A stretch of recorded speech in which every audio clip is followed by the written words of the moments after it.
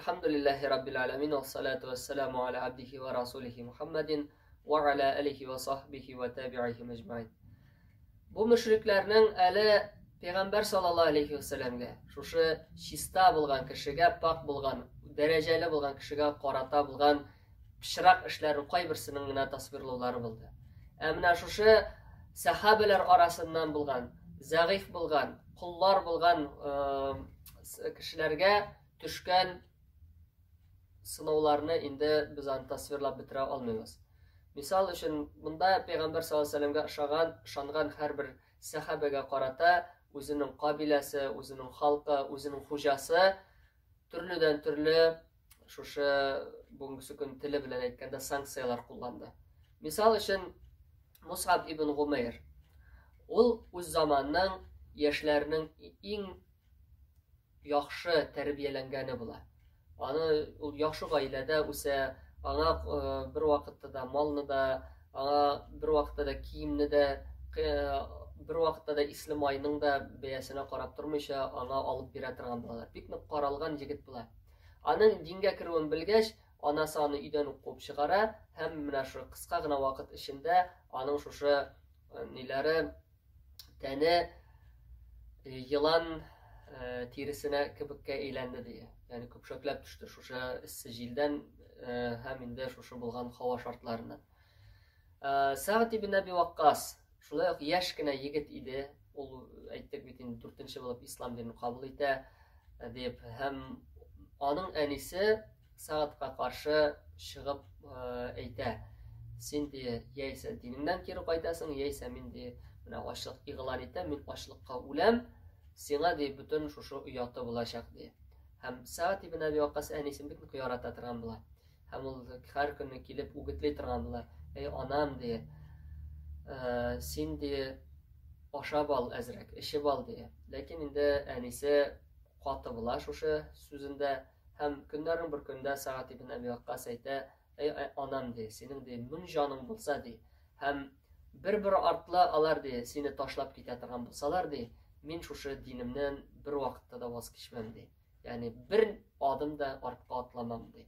Hem indi şuşundan sonra anın anası tege aytgan antın bozup şuşu aşıy diye. Hem bu turda indi ayetler inge Allah Teala'nın ayetleri Rabbimiz Allah Teala ayta şuşu ata anın qartlıqqa erişse alarga uf dip de aytmadi. Hem alar diye sina qarşı kurashsalar diye. Sen alarga ul vakitte gına itaat etme. Lakin diye bu dünyada alarga izgilik kıl deyip Allah Teala şunday mağnadagi ayetlerini indire. Ondan soň bular elim naşı dereceli kişiler idi. Misal üçün Osman ibn Affan'ı ana şuşu birge urab tütösliler idi. Ol da dereceli kişi idi. Emine zayıf bulgan kişilerge kelgende alarga tigen şuşu sınavlar en нык ağırı bula bitindi. Misal için Ali Yasir, Yasir'nin gailesi deyip bilgili. Bu Yasir radıyallahu anhu anın hatını Sümeyye hem alarının kulları Gammer radıyallahu anhu mecmain. Alarını şuşu Mahzum kabilesi bik нык şuşulay jazalı turgan bular. Kıynilarda tışta isside de tutalar, üstlerin kaynar taşlarga da yatkıralar. Hem minde mine şunday gazaplılarga tüze almışa Yasir vafat bula. Sümeyye anın hatını ol indi Abu Cehil'ge naşar etip indi anın şuşu ana qarata aytilgan buzuq sözlerine naşar etip cevap bire. Hem indi Abu Cehil anın şuşu işine süngü bilen qadı. Hem şuşulay etip Gammer'nin köz aldında anın anasını ötüre. Hem indi aytile Sümeyye İslam dininde şuşu Peygamber sallallahu aleyhi ve sellem alып kelgan İslam dininde birinci şahit bulup gitti diye. Gammer radıyallahu anh'ını türlüçe kısırıqlap qaraylar. Anı qiynilarda, suğalarda her türlü jazalarını kullanıp, bula nindi jazalarını kullanıp, bula şundayını kullanalar. Hem de alar ana aytalar. Sen de yeyse de Lat el-Uzza turunda. Bu indi ilik müşrikler tabına tırgan putlar bula bitinde. Şular turunda yeyse yaxşı söz söyledi. Yeyse Muhammed turunda naşar söz söyledi. Şunday ultimatum koyarlar. Hem indi günlerin bir gününde Gammer ibn Yasir ул түзә алмыйча Пәйгамбәрбез саллаллаһу алейхи вассалам турында начар сүз әйтергә мәҗбүр була. Һәм инде ул елап Пәйгамбәр саллаллаһу алейхи вассалам янына кайта, һәм Пәйгамбәр саллаллаһу алейхи вассалам аның шушы сәбәбен сорагач, ул башта бик нык гарьләнә аңа әйтергә, ләкин инде Пәйгамбәр саллаллаһу алейхи вассаламга барыбер сөйләп бирә, һәм Пәйгамбәрбез саллаллаһу алейхи вассалам әйтә: "Ә синең ди күңелең бу вакытта нәрсә тойды?" ди. Тегесе әйтә, Гаммар радиллаһу анһу әйтә: "Тынычлык" ди. Ягъни минем әйткән сүзләрем минем күңелемә берничек тә тәэсир итмәде ди. Ул ничек сиңа ышанган, синең хактан да Пәйгамбәр икәнлегеңә ди, ул шулай ук булып калды ди. Һәм Пәйгамбәр саллаллаһу алейхи вассалам әйтә: "Иртәгә дә шулай булса ди, шул ук эшне кабатла" ди. Ягъни минем турымда син начар әйбер әйт, сиңа зыян килмәсен ди.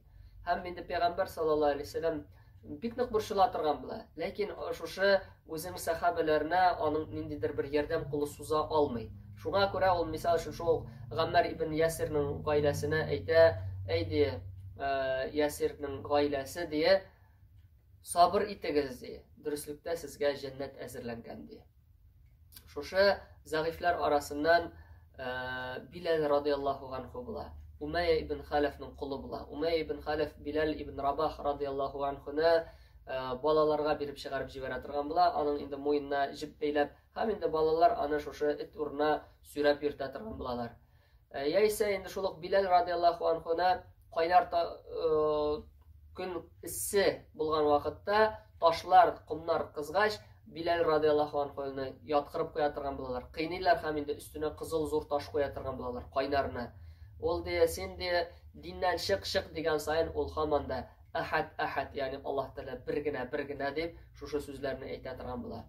Әйтергә кирәк, менә шу Хаббаб ибн Арат радиллаһу анһу, алар менә һәрберсе турында аерым бер дәрес бирсәң була аларның тормыш юлыннан. Аларның һәрберсе безнең өчен бер үрнәк булып тора. Мисал өчен Хаббаб ибн Арат радиллаһу анһу ул тимерче була. Аның янына аның хуҗабикәсе килеп, башына кайнар кызган тимерләр белән баса торган була. Аны бик нык шушы тимерләре белән кыйный торган булалар, тимер әйберләре белән дип әйтик. Хаббаб ибн Арат радиллаһу анһуны берничә тапкыр дип язалар, шушы утлы кузлары төшкәнче учак яндыралар һәм шу утлы күмернең өстенә аркасы белән яткыралар ди. Һәм киләчәктә Умар ибн al-Хаттаб радиллаһу анһу инде халифа булгач, Хаббаб радиллаһу анһу аның янына керә бер вакыт. Һәм Умар радиллаһу анһу сорый аннан: "Эй Хаббаб ди, мөшрикләр тарафыннан сиңа ди күрсәтелгән иң зур газап нәрсә булды?" дигәч, ул аркасын күрсәтә. Аның аркасында бер генә дә тире җир булмый. Янып гел шулай агарып, ямсызланып беткән була. Умар радиллаһу анһу бик куркып китеп, нәрсә булды дип сорый. Менә ди мөшрикләр бер вакыт шулай итеп кузы төшкәнче учак яктылар һәм мине шуңа яткырдылар ди. Һәм мин торып китәрмәс өчен күкрәгемә бастылар ди. Һәм шушы кузларны ди минем сүлләрем генә агып чыккан, сүлләрем генә каннарым генә туктап сүндерде ди. Бу инде без күзаллар өчен генә. Әмма шу Хаббаб радиллаһу анһу бер вакыт, менә шу Хаббаб ибн Арат радиллаһу анһу Пәйгамбәр саллаллаһу алейхи вассалам кырына килә. Эй Аллаһ илчесе ди, дуа кыл ди, безнең өчен Аллаһ Тәала менә шу газапларны алса иде дип. Пәйгамбәр саллаллаһу алейхи вассаламның Хаббабның шушы нинә җавабы булай була: "Сезгә кадәр булганнарны ди, Раббым Аллаһ дигәннәре өчен генә ди, урталай кистеләр ди. Тиреләй сезгә кадәр булган өммәтләрне Раббым Аллаһ дигән өчен генә ди, тиреләй уртага кисә торган булдылар" дип пишкының башына куеп ди. Алар ди икегә аерылып китә торган булды ди. Аларны ди тимер тараклар белән тарадылар. Шул сәбәпле ди тиресе ите сөягеннән аерыла торган булды ди.